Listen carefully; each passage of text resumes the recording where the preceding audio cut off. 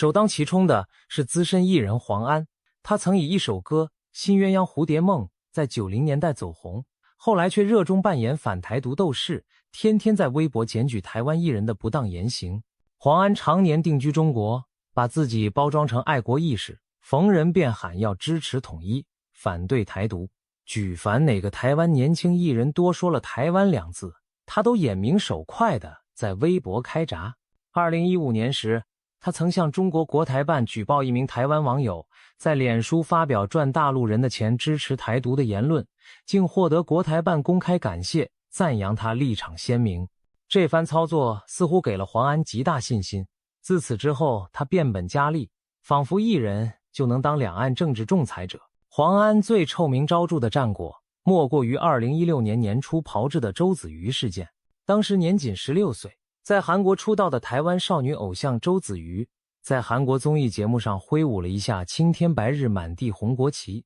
就被黄安在微博指控为支持台独。他一声令下，引爆中国小粉红的玻璃心，对周子瑜展开网络围剿与抵制，让他代言的手机广告遭撤，演出遭取消。黄安甚至叫嚷，除非周子瑜出面承认我是一个中国人，否则休想息事宁人。最终，一个未成年女孩被逼到拍摄道歉影片，自称从来只有一个中国并道歉。这支影片于2016年总统大选前夕曝光，画面中周子瑜红着眼眶向中国鞠躬，引发台湾社会强烈震撼与同情，反让更多选民看清中共打压的真面目。有台湾媒体形容内幕简直像 ISIS 逼供，人格斩首般骇人。可以说，黄安一手把全民都得罪了。事件爆发隔天，时任总统马英九以及总统参选人蔡英文、朱立伦、宋楚瑜罕见的立场一致，齐声谴责黄安和中国的施压行为，力挺周子瑜不需要道歉。蓝绿朝野难得团结，黄安瞬间从自诩的爱国斗士沦为全民公敌。不少台湾网友怒斥黄安吃台湾米长大，却替共产党打手，称他为现代吴三桂，还算客气。更难听的斥骂比比皆是。这场风波也直接冲击到2016年大选，结果有分析指出，原本犹豫的选民因为不满中国欺凌而把票投给了主张本土的候选人，某种程度上也是黄安助攻了蔡英文的高票当选。如此一来，黄安真可谓偷鸡不着蚀把米，本想献媚北京，却激起台湾更强烈的反中民意，可笑又可悲。最讽刺的是，黄安自己显然也对哪边比较安全有数。2016年，他在北京突发心肌梗塞，第一反应不是信任他口中强大的祖国医疗，而是立刻搭医疗专机返台，在台北动了绕道手术，花掉健保上百万元。消息一出，台湾民众群情哗然，大家怒轰黄安舔共赚人民币，命还是靠台湾医生救，痛批他厚脸皮用他瞧不起的台湾健保资源。就连民进党政府官员也放话调查他是否已加入中国籍，有无违法领用健保。不过黄安毫不在乎，隔几年竟又大拉拉回台复诊，还放话有本事别让我用啊，我按时缴健保费，你能拿我怎么办？嚣张态度令人傻眼。他甚至自嘲说，现在台湾给亲共人士又加了一条罪名，使用台湾健保。此言一出，再度把台湾网友气到七窍生烟。然而法律上确实拿他没辙，只能任他背着全民公敌骂名，一边在中国继续蹭节目唱红歌，一边定期回台养生看病。黄安这号人物的所作所为，可谓将吃里扒外演绎得淋漓尽致，也难怪如今在台湾社会提起他的名字，几乎成了叛徒和笑柄的代名词。有了黄安前车之鉴，正常人本该引以为戒，但偏偏就有人甘当第二个黄安。前女团偶像刘乐妍近年来积极朝这个方向发展，被封为女版黄安。刘乐妍曾是台湾少女团体出身，演艺事业平平，2016年索性赴中国发展。在那之后，她的言行画风突变，俨然化身小粉红代言人，动辄在微博发表亲共言论，猛烈抨击台湾执政当局。从称赞中国防疫伟大到附和解放军军演，她无所不喊，常常语不惊人，死不休。举例来说，2022年台海局势紧张时，有网友要求他表态是否支持解放军攻台，他竟回支持啊，战争30分钟就结束。如此豪迈的投诚姿态，连对岸网民都看傻眼了。刘乐言自称对中国的热爱是发自内心，绝非受人指使。他不讳言留在台湾演艺圈根本赚不到钱，只有赴大陆讨生活才有前途，还猛踩台湾经济衰退到人民生活困苦。在微博上，他时常大骂台湾是鬼岛，吹捧中国在共产党治理下发生翻天覆地变化。为表忠，他不惜把祖宗8代都抬出来，说自己爷爷外公半生奉献给一个中国的信念，叮嘱他记得我们家在哪里，要我回家。这等于明示自己从骨子里认同自己是中国人。甚至有一次他语出惊人的表示，解放军那么多人统一台湾，我想死在最前面，我都排不上1号。意思是他多想当统一先锋，可惜共军兵多将广，轮不到他上战场送死。这种荒谬言论一出，台湾网友几乎笑掉大牙，有讥讽他投敌投到想当炮灰，也有人奉劝，既然如此，赶快去当解放军，不用等开战。刘乐言的微博底下则涌入大批大陆网友留言，似乎也对他的爱国忠诚又惊又疑，场面一度非常滑稽。随着发言越来越离谱，刘乐言在台湾早已声名狼藉，每逢他语出惊人，台湾媒体就报道他又在高潮了，网友则送上各种难听封号，如舔共女王、统战婊等等。他本人倒是不以为意，甚至引以为荣。今年民进党更直接点名刘乐言等12位在中国发展的台湾艺人，指他们每逢中国军演、国庆或两会等敏感时刻就集体转发统战宣传，高喊祖国万岁等口号，质疑这不是单纯个人表态，而是配合中共系统动员。陆委会还放话将依法调查这些人，严查是否违反两岸人民关系条例，如果属实，最高可处新台币500万元罚锾。听闻被列入亲中艺人黑名单，刘乐言非但不怕，反而在微博呛声来抓我呀，大有一副准备接受烈士考验的气概。他高调宣称自己从没离开过国民党，痛批民进党当局罗织罪名打压统派，甚至直接对当时的副总统赖清德呛声，敢站出来爱国的台湾艺人何止12位，你们少算了吧，态度可谓极其嚣张。刘乐言的种种言行在台湾引发的舆论翻车现场多到已经令人麻木，大多数台湾民众对他只有2种反应，要么不屑一顾，当他精神错乱，要么就是当成茶余饭后笑话调侃几句。社群网站上充斥着各种拿他寻开心的梗图，例如把他 P 成解放军造型，或干脆封他做中共党代表等等。尽管刘乐言时常抱怨遭到台湾网友网暴，但事实上多数人顶多就是对他荒唐言论进行嘲讽与驳斥，并无出格的攻击。他早已彻底失去台湾市场与大众缘，未来恐怕也难以回头。可以预见，刘乐言极可能追随黄安的脚步长居中国，在那边领取报酬，继续发表对台统战言论。然而从台湾角度看，他无疑已经事业提前毕业，只留下满地令人摇头的笑柄。被称作两岸小甜心的欧阳娜娜，本是台湾演艺世家出身的青春偶像，大提琴才女形象深植人心。然而她近年将事业重心转往中国，言行也日趋敏感，引发台湾舆论多次争议。最大的一次风波发生在2020年10月，中国央视的国庆晚会邀请了欧阳娜娜登台献唱红色经典曲目《我的祖国》。消息传出后，在台湾掀起轩然大波，许多人难以接受一名台湾出生的艺人在对岸高唱歌颂祖国的歌曲，质疑他沦为中共统战样板。当时台湾的陆委会和文化部甚至公开表示会密切关注是否违法，因为两岸关系条例规定，台湾人民不得参加对中共有政治宣传意味的活动，违者可罚款，最高可达新台币50万元。言下之意，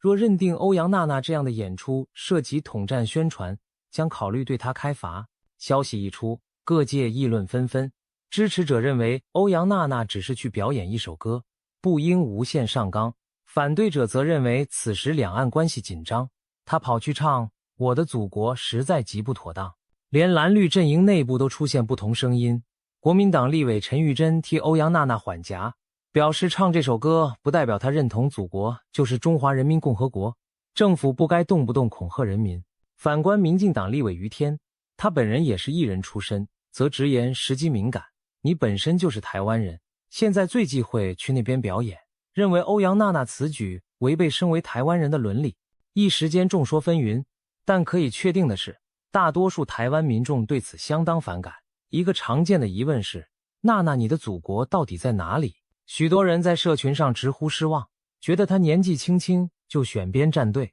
未免看钱看得太重。国庆晚会当天，欧阳娜娜与中国歌手同台高歌的画面通过央视传向世界，台湾媒体也高度关注，纷纷报道此事。有趣的是，最终文化部并未对她开罚，称从未说过一定罚款50万，只表示有在研议。这被部分舆论解读为雷声大雨点小，官方放话只是下阻效应，实际上还是投鼠忌器，不敢真的处罚艺人。即便如此，欧阳娜娜的形象已受到明显影响。许多台湾网友在她社群账号留言开酸，问她干脆改拿中国护照算了，或者要不要去对岸当人大代表，甚至有激动的民众扬言抵制她和家人在台湾的任何商演活动。一夕之间，昔日甜美的国民闺女仿佛变成了统战工具的代言人。值得注意的是，欧阳娜娜的父亲欧阳龙是国民党籍的前台北市议员，母亲傅娟也曾是知名艺人。她的家庭在政治光谱上偏蓝统派，过去也曾引发争议。例如，欧阳龙曾任职的中广公司被爆料在2018年策划战中舆情写手案，遭到调查。另外，欧阳娜娜的叔叔是民进党立委吴怡农，两家人在统独立场上南辕北辙，种种背景让她的每一步动作都更受放大检视。演唱《我的祖国》事件后，欧阳娜娜暂时减少了在台湾的露面，多半时间继续在中国发展演艺事业。同年稍晚，又有另一位台湾年轻艺人赖冠霖跟进，在央视11晚会上演唱《龙的传人》，并在宣传片中用流利的北京腔说出我在中国台湾等你。这些画面传回岛内，再度刺激了敏感的神经。或许对这些附中发展的新人来说，政治立场只是市场考量，他们未必真心想触怒家乡父老。然而，在现今台湾社会主流民意下，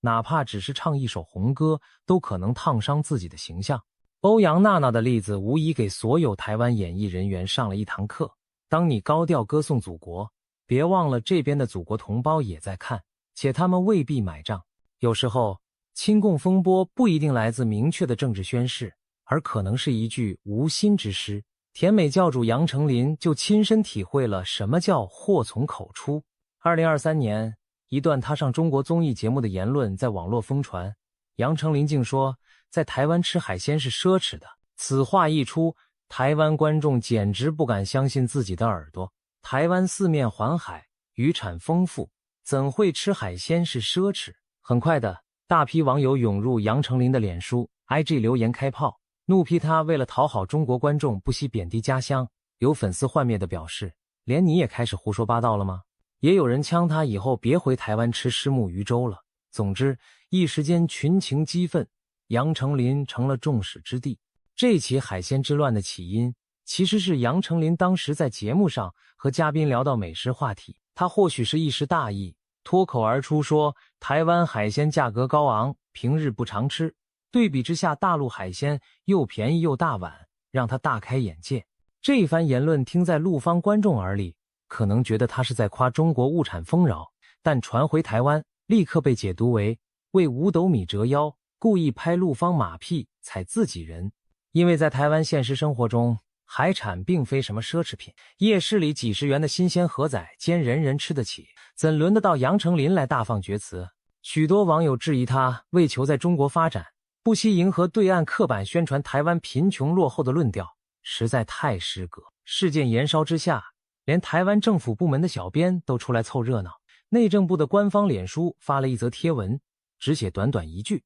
笑死。竟然有人说在台湾吃海鲜很奢侈，语气之调侃，明眼人都知道是在影射杨丞琳。不少网友看到这幽默贴文拍手叫好，觉得官方替大家出了一口气。不过随即也有人担心，政府账号如此嘲讽特定艺人是否不妥，毕竟官方应保持中立，甚至有立委指责内政部小编失言，要求惩处。结果内政部顶不住压力，悄悄删文修改，把嘲讽语气降调为陈述事实。这一来反而引发另一派舆论不满，觉得莫名其妙。小编说的本来就是事实，台湾海鲜很平价，有什么不能讲？难道连反驳错误言论都要顾虑政治正确吗？一时之间，海鲜言论竟衍生成了一场关于言论尺度和统战渗透的讨论。夹在风暴中心的杨丞琳起初保持沉默，并未对此做出回应。其实多数台湾网友也没有要求他出来鞠躬道歉，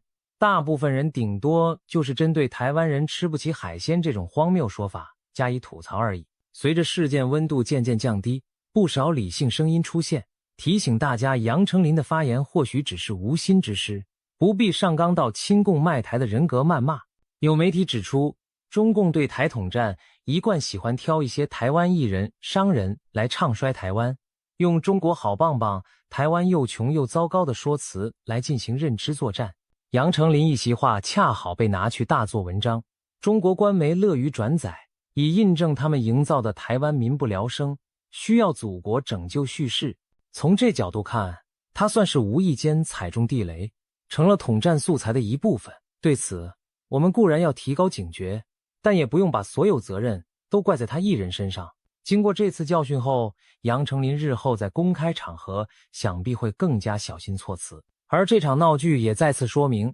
在两岸敏感氛围下，任何似是而非的言论都可能引发轩然大波，尤其对知名人士而言更是如履薄冰。谈到台湾艺人在对岸表中引发形象翻车的案例，近年还有一桩不可不提，那就是2023年初台湾多位知名艺人在微博上演出的一场爱国贴文大接龙。事情发生在2023年3月，中国全国两会期间，时任中国外长王毅在记者会抛出一句话：台湾地区在联合国的唯一称谓就是中国台湾省。此语一出，迅速登上微博热搜。随即，央视等官媒制作了一张写有台湾唯一称谓就是中国台湾省的宣传图片，在网络号召大家一起转发。令人错愕的是，不光成百上千的中国大陆艺人积极响应，连带着一些常年在大陆发展的台湾艺人也一个个跟风表态，把那句踩踏台湾主权的话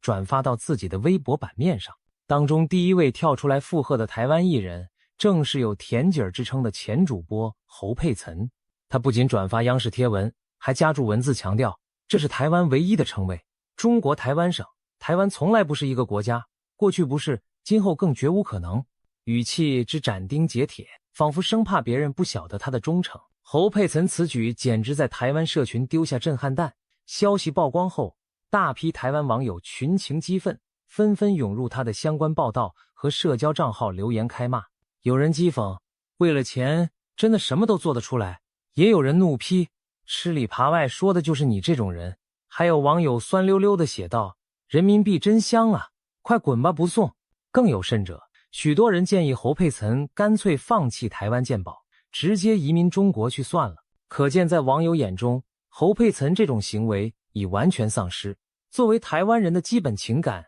简直比政治立场蓝绿更不可原谅。面对铺天盖地的挨轰，侯佩岑本人没有做出任何回应，毕竟话是他自己说出口，帖也是他自己赚的，此刻大概也无从狡辩。更令台湾舆论担忧的是，侯佩岑不是个案，一时间一串在中国有工作的台湾艺人都被起底点名，包括陈乔恩、陈妍希、王耀庆、张钧甯等知名演员，都被发现曾在微博转发类似一中原则、台湾属于中国的官样文章，甚至连昔日玉女歌手刘若英都一度被传出分享过统战内容。事后他澄清是被盗账号。这些明星在台湾拥有大批粉丝，如今却被质疑良心呐，为了人民币就能不要故乡吗？一时间群情激昂，岛内舆论对所谓演艺圈台奸口诛笔伐形成一股小小的猎巫风潮。事件闹大后，台湾政府也有所行动，陆委会对外表示将调查这些配合宣传的艺人是否违反两岸条例，若查证属实，最高可处以新台币50万元罚款。多位立委随即提议应修法加重惩处，甚至直接点名侯佩岑等亲中附和者，扬言要让他们付出代价。此举引来另一派舆论讨论，表达统一立场，究竟算不算违法？如果只是言论自由范畴，又该不该动用国家机器处罚？然而多数民众的情绪是支持严惩的，毕竟这些人在微博公然贬义台湾士绅，已触及国家尊严底线。执政党也强调，这些艺人不是单纯发表个人意见，而是集体转贴统战文宣，显然受到了中共系统性动员的影响。立法院因此一度研拟增列附和中共条款，以杜绝类似行为。有趣的是，在中国网络上，对侯佩岑们的激烈声讨却出现了不同画风。不少大陆网友对台湾民众的愤怒表示不解，甚至心疼侯佩岑，觉得他是被台湾网军出征遭受网暴的受害者。毕竟在他们的认知中，承认自己是中国台湾省人乃天经地义，有什么好哗然？这种认知差异正是两岸多年来各自生活于平行现实的缩影。对岸或许真有部分人相信侯佩岑是在勇敢发声，而非为利益低头。然而在台湾主流舆论看来，他们不过是为了人民币自甘矮化。在台湾，即便最亲中的在野政党政客，也很少有人敢公然称台湾是中国的一省，何况以台湾年轻世代为主要受众的明星艺人。侯佩岑们选择在这议题上迎合北京，其形象受损之严重可想而知。值得一提的是，侯佩岑本人其实曾是台湾家喻户晓的甜美主播，嫁给豪门后淡出演艺圈多年。近年她复出接下中国综艺节目，明显把版图放在大陆。同样案例不胜枚举，例如歌手王力宏过去也被发现微博高调庆祝中共100年党庆，影后张艾嘉则在两岸演讲场合使用截然不同的说辞。这些现象令台湾民众开始质疑，究竟我们熟悉的那些明星在赚人民币时说的还是人话吗？事件过后，有些艺人为平息风波，暂时把微博设为不可见或干脆晋升修整。例如陈妍希就被拍到返台陪伴家人，低调度过风头。至于侯佩岑则继续留在上海发展，甚至传出打算长居当地。他在小红书上频频赞美上海的生活之便利与繁华，透露想在当地置产落户。看来这场微博风波反而加速了他投奔那边怀抱的步伐。在中国网友眼中，他或许成了勇敢爱国台胞典范，但在台湾多数人心里，侯佩岑们的背影只会被贴上2个字：背叛。除了演艺圈，近年台湾政坛也出现过因亲中形象引发大起大落的传奇人物，他就是前高雄市长韩国瑜。韩国瑜的崛起堪称离奇。2018年，他以庶民姿态空降高雄参选市长，高喊经济至上，豁出去人进来，成功煽动起一股席卷全台的韩流旋风。一时间他被视为蓝营救世主，不仅攻下绿营铁票仓高雄，还带领国民党在当年地方选举大胜。然而好景不长，短短不到2年，韩国瑜的声势便急转直下，从高雄市长宝座上被选民以罢免的方式请下台，创下台湾史上第1位被罢免的直辖市长纪录。他的政治高潮与低谷之快速，仿佛云霄飞车，而造成这场韩流幻灭的原因，与他给人的亲中印象不无关联。韩国瑜在竞选高雄市长时，其实回避统独议题，主打经济牌，但上任后不久，他接连动作引发亲中争议。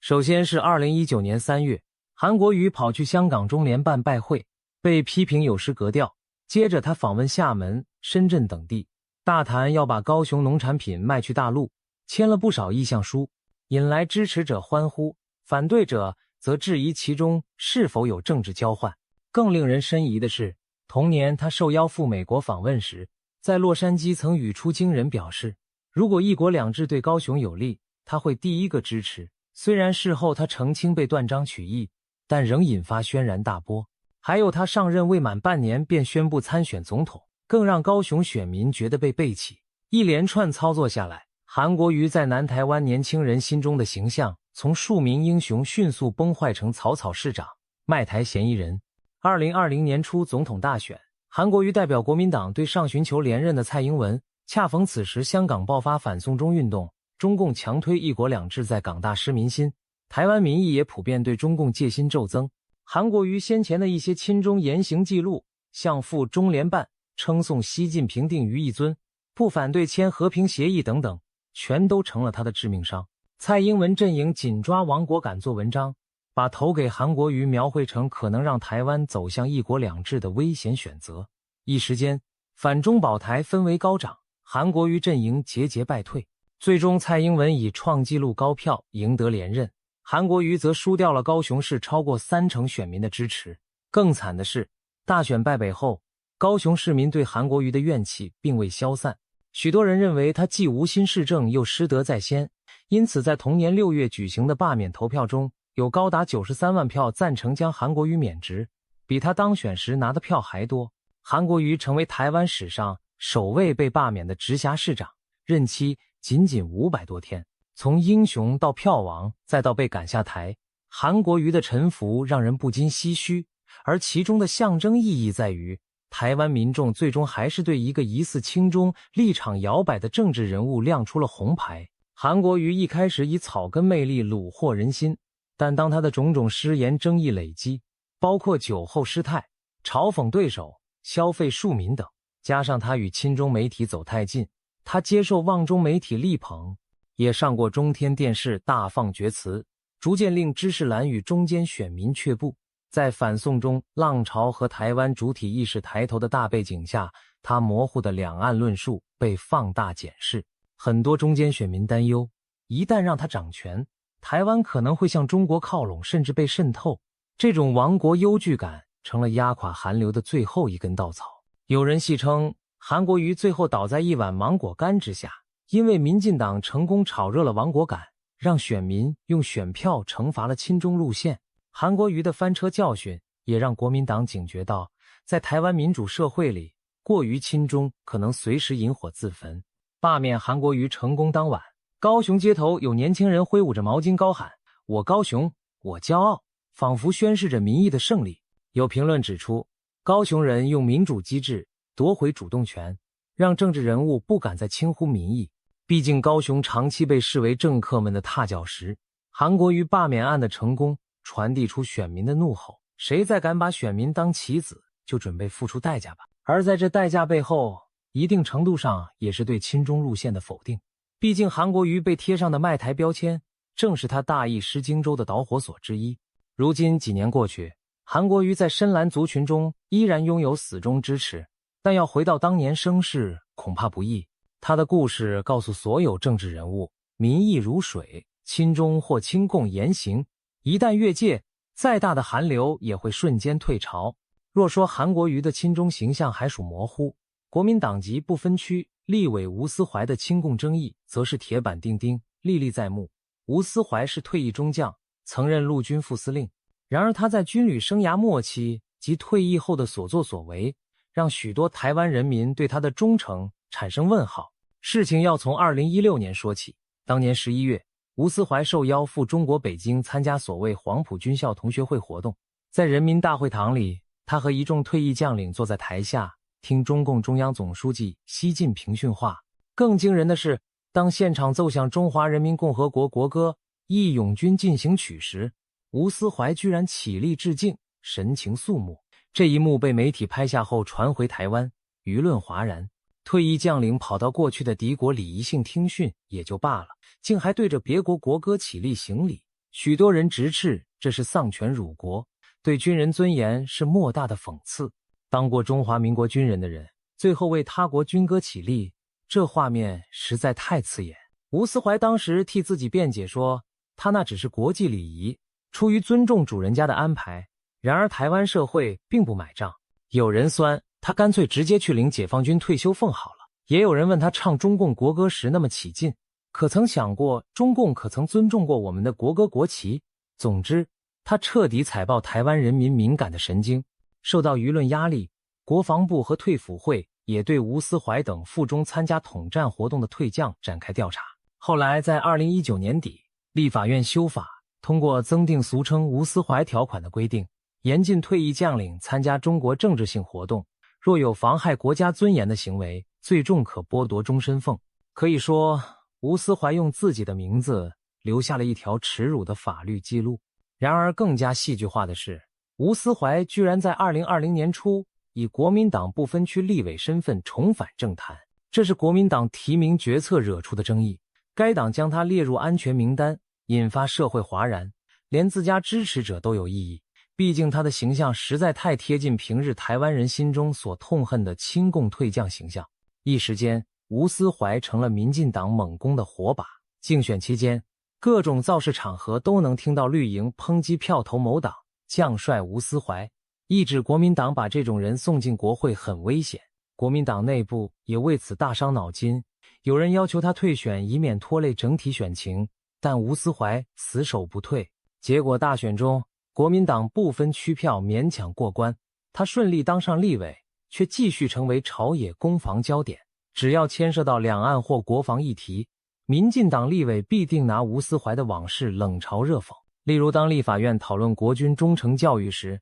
绿营就酸他应该亲自示范什么叫做不忠。审国防预算时，也有人暗批他立场可能比较倾向对岸。吴思怀每每被点名气得跳脚，无奈自身把柄太明显，令他百口莫辩。他当选后也试图洗刷亲中标签，例如开记者会宣读效忠国家宣言，参加国军活动高唱国歌等等。但在不少台湾人眼中，这位将军早已信任破产。更何况他进入国会后问政表现平平，鲜少提出亮眼法案，倒是在脸书上分享中国官媒文章引发过争议，让人怀疑他是否依然迷恋着对岸荣光。种种因素让吴思怀成了国民党的形象负资产，连国民党主席朱立伦都不得不在2022年表示，下次不分区名单绝不会再提名类似吴思怀的人。可以说，吴思怀这个名字在台湾政坛已经被贴上亲共卖台的标签，挥之不去。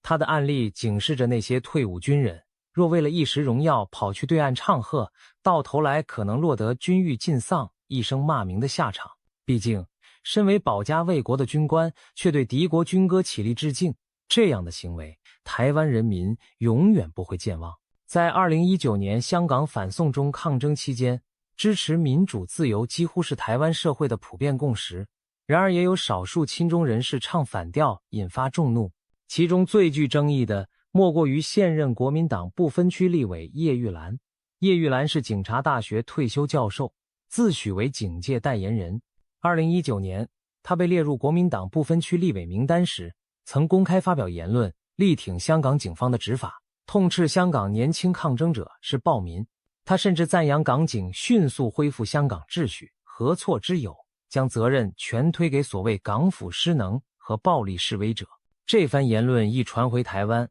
立刻点燃舆论炸药库。当时台湾民众每天通过新闻目睹香港警察对示威者的种种粗暴镇压，包括开枪、殴打、滥捕，早已义愤填膺。叶玉兰却选在这节骨眼替港警背书，无疑是迎面扇了台湾社会一巴掌。网络上对他的批评铺天盖地，不乏重话。许多人怒斥他根本是没良心的警界败类，甚至有人咒骂他干脆去香港住算了。一时间，叶玉兰3个字几乎成了亲共的代名词，在媒体上和社群中反复被口诛笔伐。更尴尬的是，就连他所在的国民党内部也对他看不下去。国民党那时正逢选战，不想被贴上轻忽港人自由的标签，韩国瑜阵营的国政顾问团成员律师叶庆元就公开发文炮轰叶玉兰，直指在国民党中央和总统参选人都表态挺香港民主后，叶玉兰却还厚颜无耻地支持港府武力镇压，简直不知进退。叶庆元更呛他，中共治下的港警打年轻人，你也挺得下去，你就回去新党担任不分区吧。意思是要把他扫地出门，滚去更亲中的新党去。自家同志如此开火，足见叶玉兰的言行已令国民党头痛不已。叶玉兰对内外批评都做出了一番回应，他辩称自己没有挺黑警，只是就事论事，认为维持秩序无可厚非。他表示，香港的政治纷争应由政府解决，警察只是第一线执法人员，不应被全部黑锅。同时，他也呼吁港府成立调查委员会，调查有无警察违法。这番说法听起来似乎有些道理，但在当时滚烫的民意面前，已无法挽回他的形象。叶庆元对他的回应更是不领情，继续要求他知所进退。最终，叶玉兰并未退选，国民党也保住了他的不分区席次，但他从此成了带有强烈争议色彩的立委，在立院几乎被边缘化。每当有关警察或香港议题，他发言都备受放大检视，连中立客观都被怀疑别有用心。一些媒体和网民暗讽他是香港警队发言人，令他百口莫辩。叶玉兰事件的象征意义在于，它提醒了社会挺中言论在台湾有多不受欢迎，特别是牵涉香港、中国议题时，台湾人民情感普遍同情弱势，对抗威权。叶玉兰作为公众人物，却倒向强势的一方，自然引发共愤。他本人或许是出于警务专业看法，却忽略了背后的政治意涵，结果适得其反，不仅害自己背上亲共骂名，也让原本想代表的警察群体尴尬。叶玉兰的例子说明了，在自由社会，言论自由不代表免于社会责难，特别当一个人的发言疑似替威权背书时，就要有承受舆论风暴的心理准备。事实上，叶玉兰后来曾在访谈中感叹，发现台湾社会似乎容不下不同声音，让她很心寒。只是多数人并不认同她的委屈，毕竟当良知与邪恶对立时，中立本身就站在了邪恶那边。她的晚节如何，公论自在人心。在媒体圈领域，黄志贤这个名字近年来可谓大放异彩，也大起大落。黄志贤是知名政论节目主持人，出身外省家庭，政治立场偏统派。他曾在电视节目《叶问打拳》上以锐利言辞批评蔡英文政府，力挺两岸统一而引发关注。对于支持一国两制、和平统一的立场，他从不避讳，甚至以此自豪。在统派圈子里，他被视为勇敢发声的代表人物。然而在主流社会眼中，他的言行却充满争议，最终导致节目被腰斩，本人出走他乡。黄志贤最轰动的一次举动是2019年6月赴中国厦门参加第11届海峡论坛，作为唯一台湾代表，他在开幕大会上压轴演讲。黄志贤一上台便用近乎哽咽的激动语调说：“我是中国的台湾人，我们要和平，我们要一国两制。”他声称两岸统一是必然，我们这一代要把台湾带回家，带回中国，还说一国两制是对台湾最大的善意与体贴。这番媚共宣言引发台下掌声如雷，黄志贤甚至感动得红了眼眶。然而这场景透过转播传回台湾，立刻炸翻了锅。台湾民众震惊、愤怒、难以置信，堂堂台湾人竟跑到统战大会上扬言消灭中华民国，要把台湾交给中国。许多人直呼恶心，痛批他人格扭曲、卖台求荣。社群网络上更是骂声四起，有网友讽刺他干脆留在对岸别回来，也有人跑到他亲哥哥台南市长黄伟哲的脸书下要求他管好自己妹妹，闹得他兄妹情几近决裂。黄伟哲事后无奈表示，就算是亲骨肉也不认同妹妹的政治理念。可见黄志贤的激进发言连家人都难以接受。面对庞大压力，台湾官方也做出反应，陆委会谴责海峡论坛根本是统战大会，明言部分台湾人配合中共唱和统战，扬言消灭中华民国是不能被接受的行为。至于黄志贤的言论是否违法，陆委会表示将搜证研议，不排除依法处分，这等于对他祭出了法律警告。虽然最终并没有对黄志贤提出任何法律制裁，但这个态度已经说明他的发言突破了当局红线。黄志贤本人则毫不退缩，他在返台后面对媒体呛声，难道连讲理念都不行吗？并表示不会被台独势力打倒。然而政治风波只是开始，接踵而来的是他主持的政论节目被喊卡。当年7月，正值民间发起反红媒游行之际，亲中立场鲜明的中天电视突然宣布腰斩黄志贤主持的《叶问打拳》，理由对外宣称是内部调整。坊间有两种版本，一说是蔡政府施压广电机构不爽，该节目长期鼓吹统一；另一说则是叶问打拳近来不断批评同为国民党的高雄市长韩国瑜不够支持一国两制，引发中天幕后老板蔡衍明，他力挺韩国瑜，不悦干脆砍节目止损。无论真相如何，黄志贤的节目就在播出1520集之后戛然而止。他愤而在网络上开新频道继续发声，但影响力大不如前。不久，中天新闻台也因为种种因素含亲中争议，遭政府不予换照停播。黄志贤干脆离开台湾，据悉去了对岸寻找新机会，包括在中国官媒上撰文或参与访谈等。他渐渐从台湾主流视野中消失，只留下极少数死忠支持者在线上追随。黄志贤这个案例可说是台湾言论市场对统派观点的一次激烈碰撞与震荡。支持者认为他勇气可嘉，敢说一般人不敢说的真话，批绿营假民主之谎；反对者则慨叹他一己之言已逾越言论自由范畴，激进伪匪宣传。特别是在台湾民主社会里，多数人珍惜的是主权独立和自由生活，对被统一抱持高度戒心。黄志贤选择唱和北京，等于踩在主流民意的逆流上，终究难逃被淘汰的命运。连他的亲哥哥黄伟哲都公开切割，表示从小到大兄妹理念不同，此后家族聚会少不了尴尬。这种家庭的政治撕裂也是台湾社会缩影。好在民主机制让不同声音可以存在，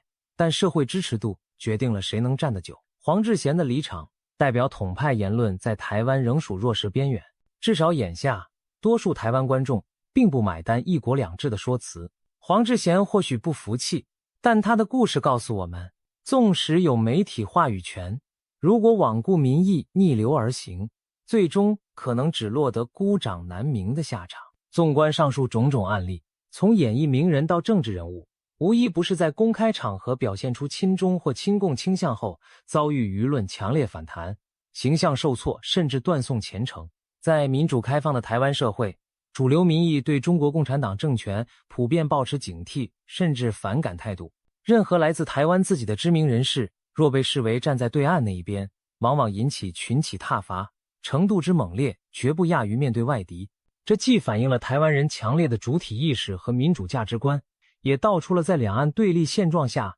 统独问题依然是最敏感的社会雷区之一。值得注意的是，中共对台统战向来喜欢借助这些台湾人来当样板，他们乐于高调宣传，连某某台湾明星将军每名嘴都承认自己是中国人，借此影响国际舆论和瓦解台湾人心。每当有台湾人在那边发出亲共声音，中国官媒总是迅速放大并拿来对内宣传。你看，连台湾人自己都说台湾怎样怎样，这其实都是认知作战的一环。某种程度上，那些选择附和中共论调的人已经成了中共大外宣的工具和棋子。然而从结果来看，他们在中国可能暂获掌声或利益，却在台湾失去了民心与信任。这些年的诸多事件反复证明，当一个台湾公众人物公然舔共时，他在台湾社会往往也就翻车了。民众的反弹既是情感使然，也是捍卫一条底线，那就是台湾的尊严与认同不能被轻易出卖。当然，我们也应该理性看待这些事件。台湾毕竟是自由社会，多元意见本该包容。表面上看，亲中人士遭围剿，似乎有矮化言论自由之嫌。然而，言论自由并不意味着免于评论和代价，他们有权发表亲共言论。台湾民众也有权用遥控器、选票或键盘来抵制和谴责。真正让他们翻车的，其实不是别人，而是广大民意的选择。当大多数人不买你的账时，你自然在市场上立足不住。演艺市场如此，政治选票更是如此。最后，这些事件对台湾社会也有警示意义。中共的锐实力无孔不入，利诱威逼皆有之。我们难免会再看到下一个侯佩岑或黄安出现，也难免某些人经不起诱惑，继续折腰为奴。但每一桩翻车事件都在告诉世人，台湾人珍视自由民主的决心，远胜过对金钱名利的迷醉。一时的得利者未必真能赢得长久尊荣，相反，很可能沦为千夫所指的笑柄。那些选择亲吻镰刀的人，镰刀最终也会无情地收割掉他们自己的声誉。这就是亲共言行在台湾的代价，也是民主社会集体意志的体现。台湾的社会舆论会持续以幽默而犀利的方式监督并嘲讽这些翻车现场，让更多人引以为戒。在这片土地上，民心所向自有公论。正如流行的一句网络用语所言，你可以亲中，但请别忘了，台湾不是中国。